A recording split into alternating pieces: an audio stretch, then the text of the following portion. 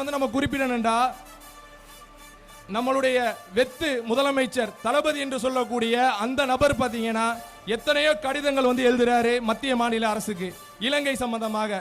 ஆனா அவர் எந்த இடத்துல பேசும்போதும் இலங்கையுடைய நாடாளுமன்றம் அதிரல. தளபதி கச்சத்தீவை மீட்கணும், மீனவ சொந்தங்களுக்கு துணையாக நிக்கணும், தாயை இழந்து வாடக்கூடிய தலைவனாக நினைத்த தாயை இழந்தது போல இருக்கக்கூடிய மக்களுக்கு நம்ம உறுதுணையாக நிற்கணும் என்ற பேசின அந்த பேச்சுக்கு கடல் அலை இலங்கையை சென்று அடைந்ததோ இல்லையோ, நம் தளபதியின் சொல்லலை இலங்கை நாடாளுமன்றத்தில் ஒலித்தது என்பதை வந்து நம்ம வந்து இந்த நேரத்தில் வந்து என்ன செய்யணும், நம்ம நினைவு கூறணும்.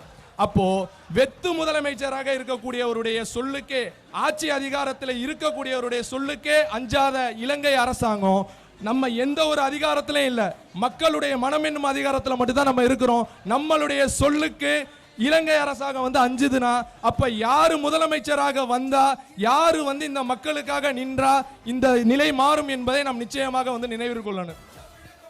யாரு வந்தா இந்த நிலை மாறும்? யாரு வந்தா இந்த நிலை மாறும்? சொல்லுவோமா? மத்திய மாநில அரசுக்கு சொல்லுவோமா? நம்மளுடைய கடிதம் எழுதக்கூடிய ஸ்டாலின் முதலமைச்சருக்கு சொல்லுவோமா? நிச்சயமாக இந்த நிலை மாறுமா? தளபதியை ஆட்சி அரியணையில் அமர்த்துவோமா?